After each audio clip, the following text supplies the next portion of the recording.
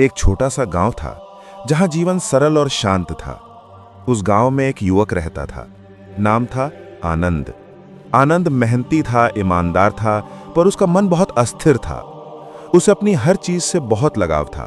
कपड़े, सामान, यहां तक कि पुरानी चीजें भी वो फेंक नहीं पाता था। एक दिन वो शहर से लौट रहा था। रास्ते में उसका थैला कहीं गिर गया। थैले में कुछ पैसे थे, कुछ कपड़े और उसकी मां की दी हुई एक पुरानी अंगूठी थी। वो अंगूठी उसके लिए भावनाओं का प्रतीक थी। जैसे ही उसे एहसास हुआ कि थैला खो गया है, उसका चेहरा उतर गया। वो घंटों जंगल के रास्तों पर थैला ढूंढता रहा। कभी पेड़ों के नीचे झांकता, कभी नदी के किनारे देखता, लेकिन उसे कुछ नहीं मिला। सूरज ढल गया, अंधेरा छा गया, पर उसका मन बेचैन ही रहा। उस रात वो गांव लौट आया, लेकिन सो नहीं सका। आंखों में वही अंगूठी घूमती रही। वो सोचता रहा कि काश मैं थोड़ा ध्यान रखता तो वो नहीं खोती। उसके भीतर अपराध बोध, दुख और गुस्सा सब एक साथ उमड़ रहे थे। अगली सुबह गांव में यह खबर फैली कि बुद्ध गांव में आए हैं। लोग दूर दूर से उन्हें सुनने आने लगे। आनंद ने सोचा, शायद मुझे भी उनके पास जाना चाहिए। मन बहुत बेचैन है। वो बुद्ध के पास पहुंचा। बुद्ध एक वृक्ष के नीचे बैठे थे, शांत, स्थिर और करुणा से भरे।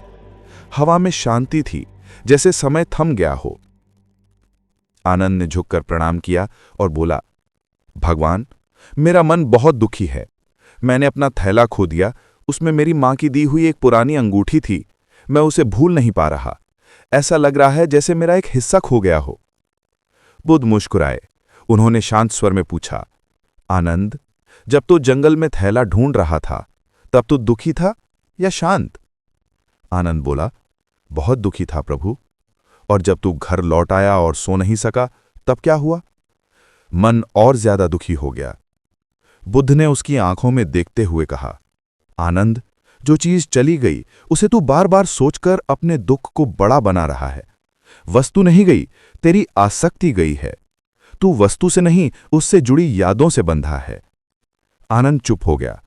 बुद्ध ने आगे कहा, अगर तू नदी में एक फूल बहता देखे और उसे पकड़ने की कोशिश करे, तो क्या वो वापस आएगा? आनंद ने कहा, नहीं प्रभु, वो बह जाएगा। बुद्ध बोले, तो फिर तू क्यों उस चीज को पकड़ना चाहता है जो बह चुकी है? जो चला गया उसे छोड़ दे, तभी तेरे हाथ कुछ नया आने की जगह पाएंगे। आनंद ने धीरे से पूछा, पर प्रभु, छोड़ना इतना आसान नहीं होता।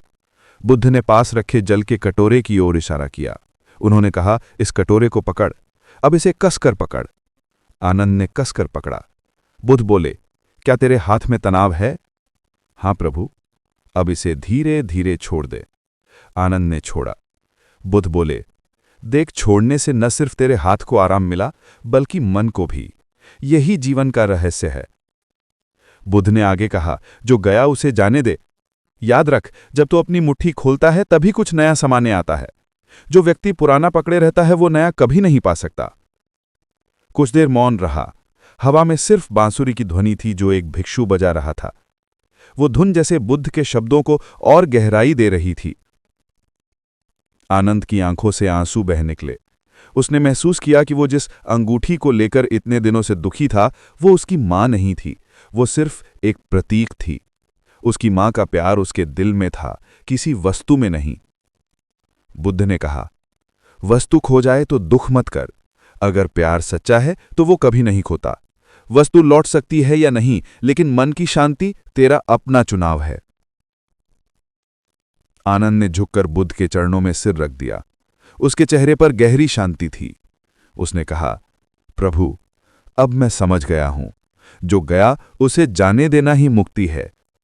बुद्ध मुस्कुराए और बोले, सही कहा आनंद, जब तू छोड़ना सीख लेगा तो जीवन तुझे और ज्यादा देगा। जो खाली होता है वही भरता है। दिन धीरे धीरे ढलने लगा। सूरज की किरणें पेड़ों की पत्तियों से छनकर गिर रही थीं। बुद्ध शांत बैठे थे और आनंद के चेहरे पर नई रोशनी थी। वो गांव लौटा, वही रास्ता, वही पेड़, वही नदी, लेकिन अब उसका दृष्टिकोण बदल चुका था। वो मुस्कुरा रहा था, क्योंकि उसे अब समझ आ गया था कि जीवन वही है जो हमारे पास इस क्षण में है।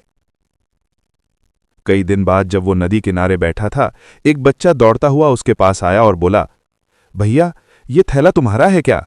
मुझे जंगल में मिला था। आनंद ने थैले को देखा, वही पुराना थैला, वही अंगूठी। उसने उसे हाथ में लिया, मुस्कुराया और फिर अंगूठी को आकाश की ओर उठाकर बोला, धन्यवाद मां, धन्यवाद प्रभु। फिर उसने अंगूठी को नदी में बहा दिया। उसकी आंखों में कोई दुख नहीं था, सिर्फ शांति, जैसे सब कुछ अपने स्थान पर लौट आया हो। धीरे धीरे कैमरा पीछे हटता है, बुद्ध के शब्द गूंजते हैं, जो गया उसे जाने दो, जो मिलना है वो अपने समय पर आएगा।